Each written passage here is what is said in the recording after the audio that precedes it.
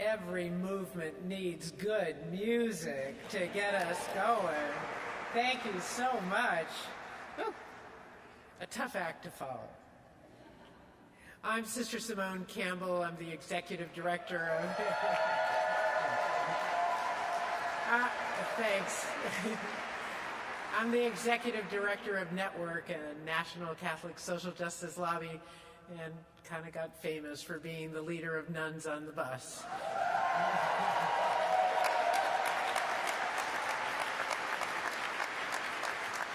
Thank you. We just completed a 2-week bus trip in advance of Pope Francis's visit. We got back here to D.C. on the 22nd, but I want to tell you a few stories that we found on the road, a few stories of heartbreak, but also stories of hope.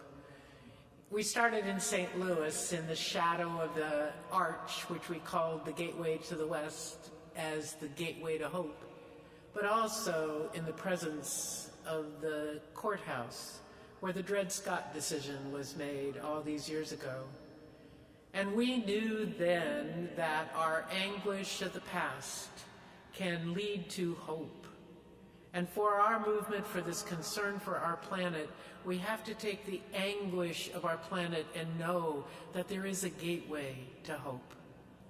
We heard that in St. Louis there's a Superfund cleanup site that everybody's arguing over about who should clean it up.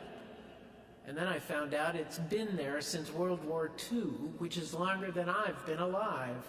And that's saying something. You would think they would have figured it out, but what it is are tailings from the creation of the atomic bomb. And right now, they just covered it over years ago. And now there's a fire under the earth that's moving towards the Missouri River.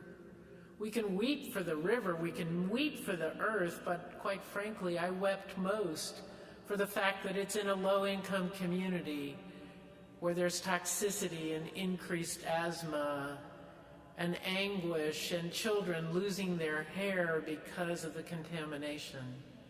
Our people are weeping. We need to weep.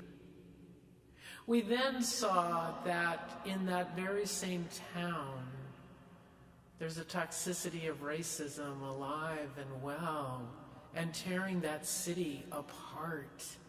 And we knew that the toxic waste site and the toxicity of racism has at its core the same blindness, the same willful desire to turn our eyes from the painful reality of what's happening.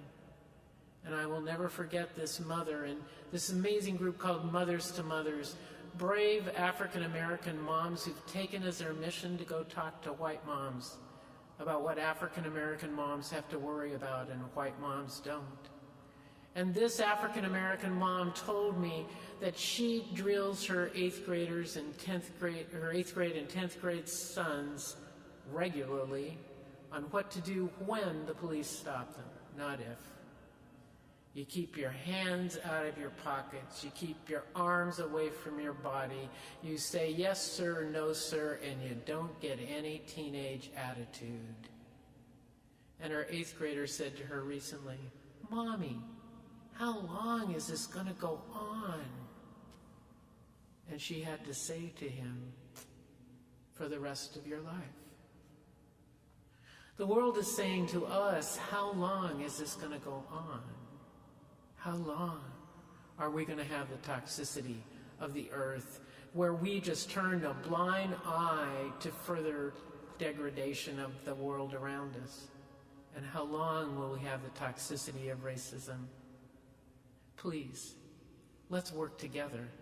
Let's change the answer so that it will become like what we heard in Little Rock, Arkansas, where the low-income community decided to plant flowers and vegetables because they knew when they had flowers blooming and vegetables available, they could invite the mayor down and he'd see it's a place to invest.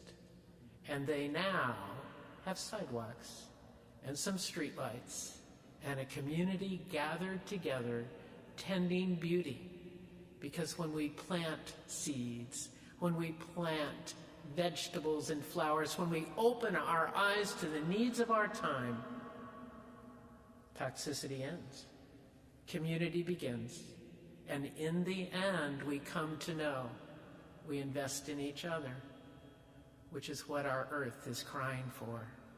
Let us invest. Let us open our eyes. Let us claim this moment so we can say to Amy's son, it's not the rest of your life. We're on the road together. Thank you.